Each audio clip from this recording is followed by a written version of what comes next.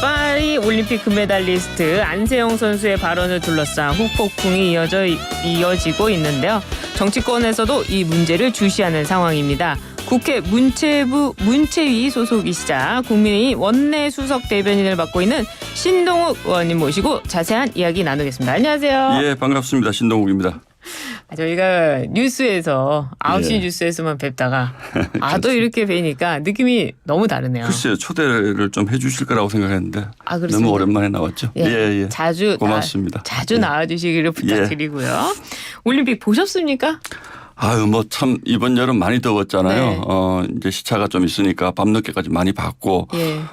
그나마 이 폭염에 올림픽 그러니까요. 소식 들으면서 더위를 좀 식힌 것 같습니다. 그래요. 근데 뭐 소식이 좋은 소식만 들려온 건 아닌 것 같습니다. 여자 배드민턴 단식에서 금메달을 차지한 안세영 선수가 협회에 대해서 이 폭로를 하면서 논란이 불거졌는데요. 선수들은 이코노미, 임원들은 비즈니스. 쉽사리 이해가 안 되는 부분이 많은 것 같습니다. 어떻게 보세요? 글쎄요. 어쨌든 이 문제는 네. 이제 사실 먼저 말씀드리기 전에 좀 안타까운 건 우리 선수단이 사실 이번에 네. 굉장히 적은 선수단이 가서 성과가 좋았잖아요. 좋았죠. 국민들도 많이들 예. 좋아하셨고, 그런데 이 문제 때문에 조금 약간 좀 빛이 바랜 부분이 있어서 그 부분이 좀 아쉽긴 합니다. 그런데 네. 이제 뭐 조금 전에 임원은 비즈니스라는 말씀하셨는데 이제 그 부분은 배드민턴 협회에서 정확히 밝힌 것은 네. 11분의 임원이 가긴 했는데 비즈니스석을 타고 간 것은 아니다. 이코노미를 타고 갔다. 이렇게 이제 해명을 하셨고, 과거에 아마 그랬던 적이 좀 있었던 것 같은데, 그러나 이 문제는 이제 안세영 선수 당사자가 있고 또 배드민턴 협회가 있고 또 이제 한국 그 스포츠계 전체를 총괄하는 대한체육회가 있는데 네. 다들 조금 생각하시는 방식이 다른 것 같아요. 그래요? 그래서 대한체육회에서 이제 진실 조사를 하겠다고 그러니까 네. 물론 결과를 지켜봐야 보기는 해야겠습니다만 일단 제 생각으로는 이제 우리가 흔히 달을 가리키는데 손가락만 본다 이제 이런 말씀들을 많이 네. 하시잖아요. 일단 지금은 협회라든지 대한체육회가 나서서 우리는 잘못한 것이 없다 이렇게 막 말씀하실 때가 아니고 네. 안세영 선수가 과연 무슨 얘기를 하고 싶었던가 이 부분에 대해서 조금 주목할 필요는 있는 것 같아요. 안세영 선수도 뭐 어렵게 금메달 땄고 그렇죠. 이런 발언들이 다른 선수들에게 누를 끼친다는 것을 잘 알고 있었을 테고 예. 또 돌아와서도 제가 싸우고자 하는 것은 아닙니다. 예. 이제 이런 얘기를 한 걸 보면 이제 분명히 하고 싶은 얘기가 많이 있었는데 예. 어른들의 입장에서는 굳이 지금 이런 얘기를 할 필요가 있을까 이제 이렇게 보시잖아요. 그렇죠. 근데 저도 사실은 안세영 선수 나이대에 이제 네. 아이를 키우다 보면 요즘 아이들은 예.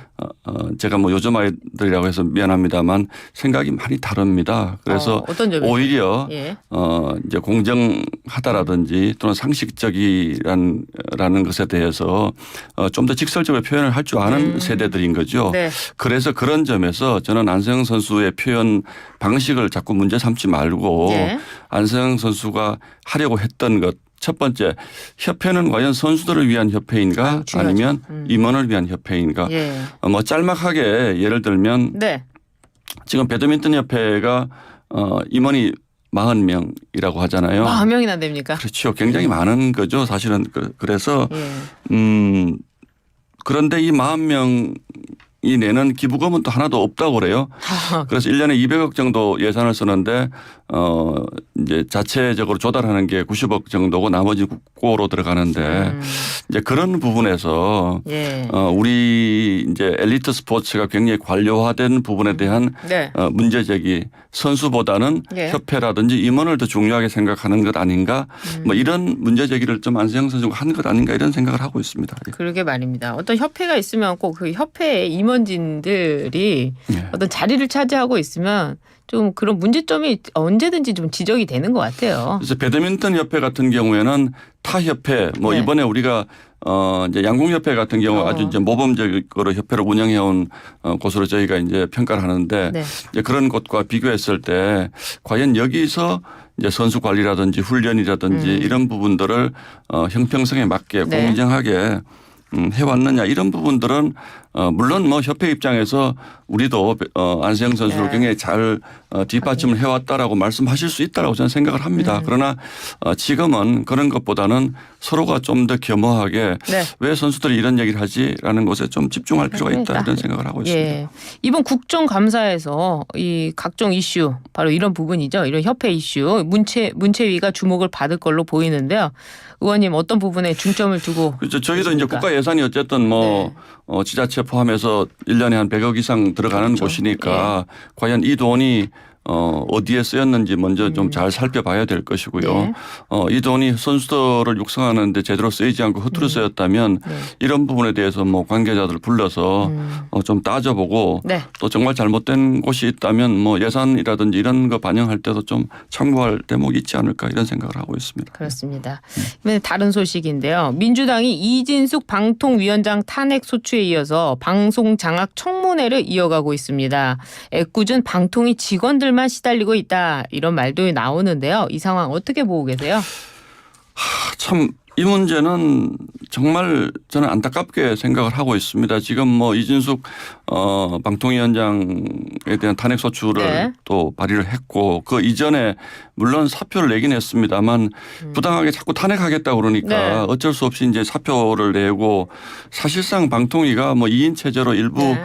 의결은 하는 측면이 있긴 합니다만 저희가 보기에는 민주당이 사실상 방통위를 무력화하기 위해서 이제 이런 공세들을 계속 이어나가는 것 네. 아닐까라는 생각을 할 정도로 지금 방통위 굉장히 비정상적이거든요. 네. 지금 계속 민주당이 문제 삼는 것은 2인 체제로 한 의결에는 네. 의결이 사실상 문제가 있다. 뭐 저희는 어쨌든 법적으로 문제가 있다고 생각하지 않습니다만 사실상 문제가 있다고 이제 주장을 하면서 이 체제 하에서 이루어지는 모든 의사결정에 대한 문제제기 네. 또는 앞으로 뭐 이제 해나가려고 이런 것으로 지금 보고 있는데 그래서 이제 뭐 또 그 질문 주시겠지만 그러면 네. 저희는 계속 얘기하는 게 민주당 몫으로 2명 방통위원 그렇죠. 추천할 수 있으니까 추천해서 국회목 3명 포함하면 5명 되지 않습니까? 예. 그러면 이제 어쨌든 민주당 입장에서는 의결이 5대 3으로 될 거니까 그건 이제 할 말이 없어지잖아요. 예. 그러니까 이제 방통위를 계속 그 미완성의 체제로 남겨둬서 그래야지 나중에 가서 2명이 한 거는 우리 받아들일 수 없다. 이렇게 정치 공세를 하기 위해서 계속 그 위원장에 대한 탄핵을 하고 예.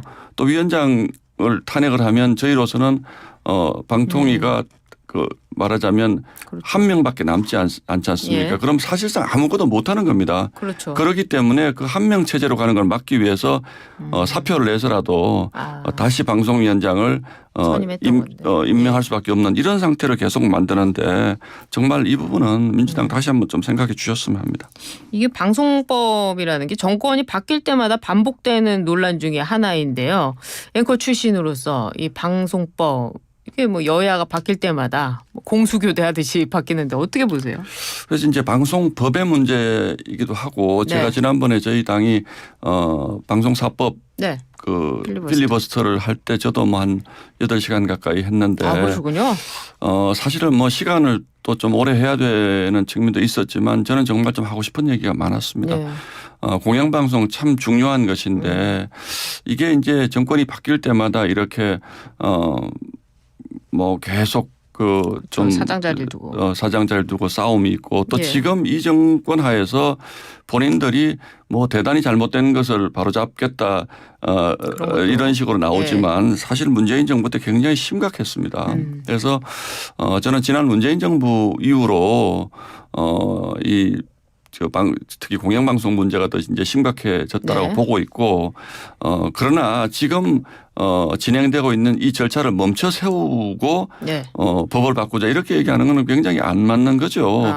지금 예를 들면 좀 예. MBC 이사분들을 신규 선임을 했는데 이제 민주당 주장은 이거 하지 말고 지금 방송법 논의하려면 하자는 거거든요.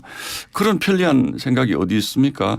법을 논의하는 것은 미래를 위한 논의를 하자는 것이고 그렇죠. 지금 하고 있는 것은 지금 법에 따라서 이사 임기가 만료가 됐으니까 임기 만료가 됐으니까 새로운 이사를 뽑자는 거거든요. 지금의 네. 체제에서.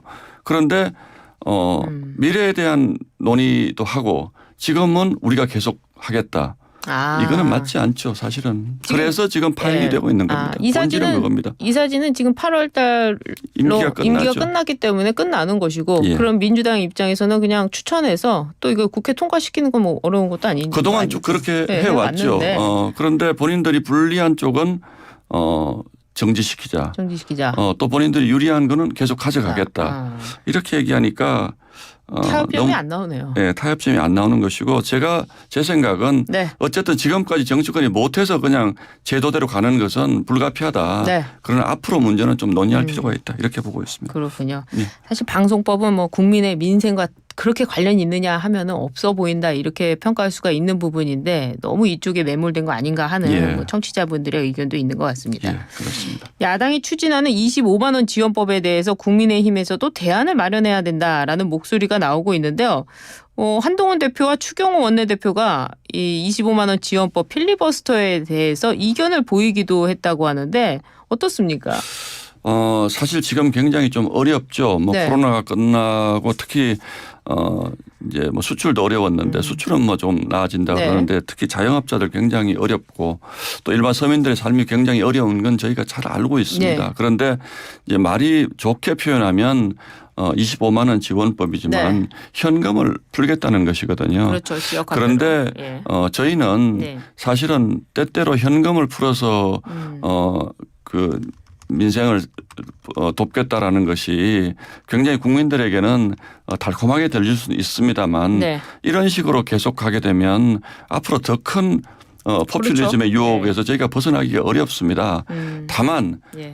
저희가 민생을 지원하지 않겠다는 뜻으로 오해를 받을 수가 있기 때문에 이것을 뭐 필리버스터로 해서 24시간 동안 25만 원 지원법 저희는 현금 살포법이라고 합니다만 예. 이 현금 살포법의 부당성을 지적하는 것이 국민들의 눈높이에 맞는 것인가라는 이론은 저희 당내 원내 의원님들도 그런 그래요? 말씀을 하시는 분들이 일부 있긴 했습니다. 그러나 네. 전체적으로 봤을 때는 이 부분은 굉장히 저희는 이제 잘못된 정책이다라고 그렇죠. 생각을 하고 있고 지금 민생이 겪는 어려움에 대해서는 25만 원이 아니라 250만 원이라도 필요한 부분이 있다면 충분히 법과 제도를 통해서 지원하겠다. 네. 그런데 법으로 전 국민에게 25만 원 주는 법을 만들면 앞으로 다수당이 되면 100만 원도 줘야 되고 500만 원도 줘야 됩니다. 그렇기 네. 때문에 지금으로서는 저희가 받아들이기 어렵다는 거죠. 그렇죠.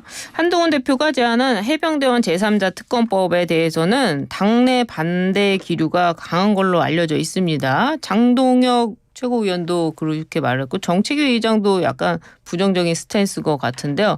이렇게 되면 제3자 특검법 추진 동력도 좀 약해지는 거 아닙니까? 이제 지난주에 민주당이 다시 법안을 냈는데 우리 네. 장동혁 최고위원은 더 허접해진 네. 법안이다. 이제 이런 표현을 쓰셨는데 저도 뭐 정확한 표현을 썼다 이렇게 생각을 하고 있습니다. 네. 저도 뭐 처음부터 일관되게 얘기한 것은 이것은 대통령 탄핵이라든지 이런 국정 혼란을 야기하기 위해서 하는 특검법이지 정말 우리 고최상병의 죽음의 진상을 밝히기 위한 특검법이라고 볼 수는 없다라는 것은 저희의 뭐 일관된 입장이고요.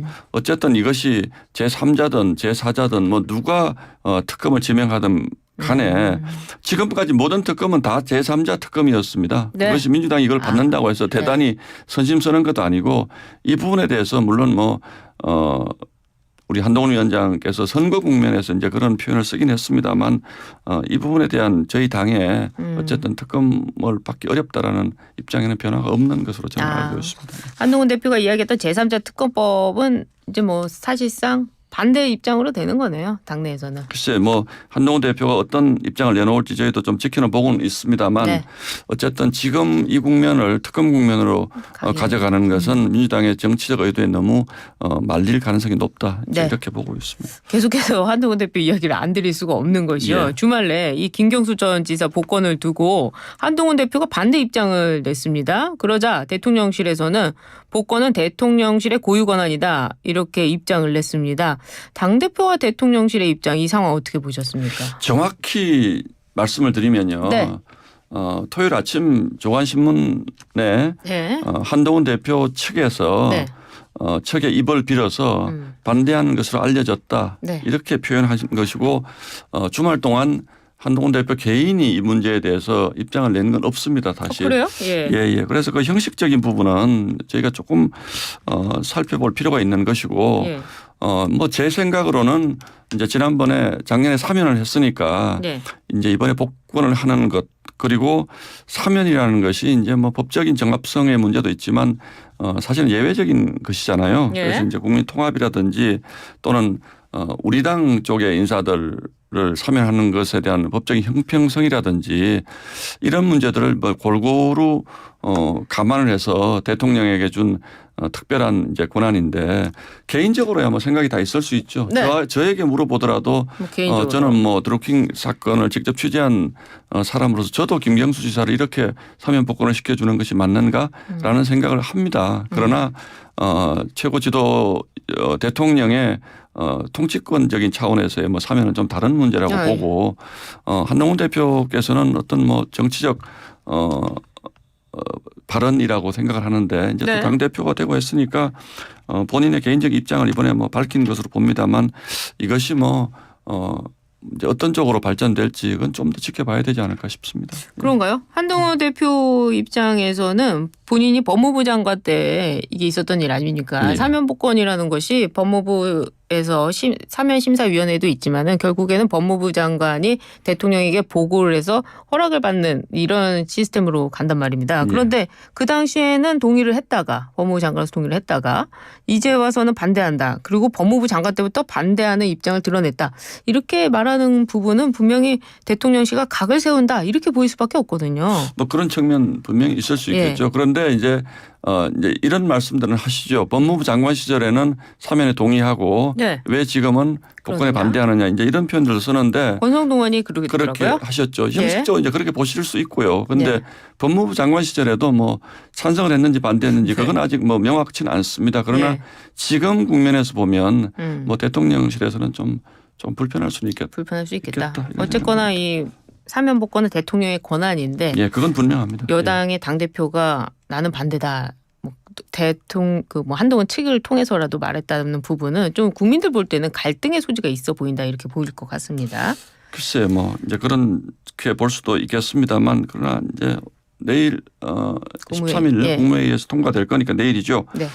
통과되고 나서 지금 상황으로 봐서는 이 부분을 가지고 한동훈 대표가 본인의 의사를 표현하는 건 맞지만 계속적으로 대통령실과 각을 세우는 발언을 한다거나 그럴 것 같지는 않습니다. 저도 예단입니다. 이 부분은. 그런데 안철수 의원도 동조하고 나섰더라고요. 나도 반대다. 뭐 김경수 전 지사가 한 일에 대해서 과연 이런 부분들을 우리가 이렇게 사면 복권이라는 형식으로 용납해도 되느냐라는 부분, 특히 지난번 사면할 때 나는 받고 싶지 않은데 선물을 왜 주니 이렇게 이제 약간은 조롱성 반응을 냈잖아요. 이런 부분들도 좀 그렇습니다. 적절치 않았던 것이죠.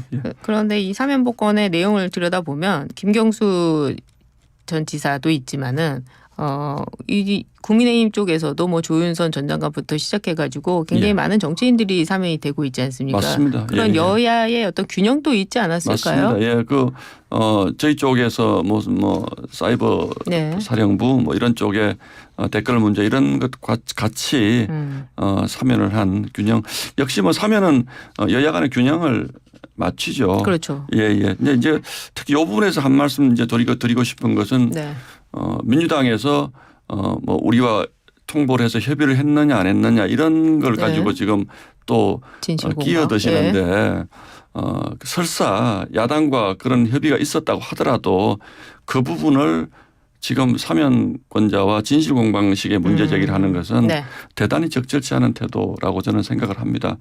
설사 있었어도 그 부분에 대해서 당시의 입장을 밝히든지 그러면 지금 뭐 사면에 대해서 김경수 지사 사면에 대해서 뭐 통보를 했느냐 아니면 우리는 못 받았느냐 설사 협의가 있었어도 이런 것들은 국정이라든지 야당과의 물밑 협의를 통해서도 있을 수 있는 것이거든요. 그걸 지금 와서 민주당이 우리하고는 통보가 있었다 없었다 이런 식의 진실 공방으로 끌고 가려고 하는 것은 저는 뭐 대단히 부적절한 태도다라고 생각을 하고 있습니다. 한 가지 더 앞서 말씀 중에 한동훈 대표가 복권 반대한 게 정치적인 발언이다 이렇게 말씀을 하셨는데 이 정치적인 발언이라면 어떤 의도가 있지 않겠습니까? 어떤 의도가 있나요? 뭐 제가 이제 국민의힘의 당직을 맡고 있기 때문에 제가 직접 듣고 본 팩트가 아닌 부분을 얘기하는 건 참 조심스럽습니다만 뭐 정치라는 것은 항상 다음 대선을 바라보고 하는 것이고 한동훈 대표 역시 다음 대선으로 가는 이제 길목에 있는 분이고 이재명 대표도 마찬가지고 그런 점에서 바라보면 또 이해할 수 있는 측면이 있지 않을까 그렇군요. 생각하고 있습니다. 이 총선 백서는 공개됩니까? 저도 물어봤는데 되지 않을까 이런 말씀들을 하시더라고요. 언제쯤 나오나요? 뭐 이달 말. 이달 말. 예. 그래서 가급적이면 제 생각으로는 준비가 다 됐다면 오래 끌지 말고 바로. 저희가 준비하는 과정에서도 또 오해가 있었지 않습니까? 그렇기 때문에 오래 끌면 또 이것도 왜 이렇게 오래 끄느냐 또 무슨 중간에 뭐 손을 보려고 하는 것이냐 이런 오해가 있을 수 있기 때문에 백서도 준비가 됐다면 저는 빨리 공개를 하는 것이 맞다 이렇게 생각을 하고 있습니다. 알겠습니다. 오늘 이렇게 뵈니까 너무 반갑습니다. 지금까지 신동욱 국민의힘 원내수석 대변인이었습니다. 감사합니다. 예, 고맙습니다.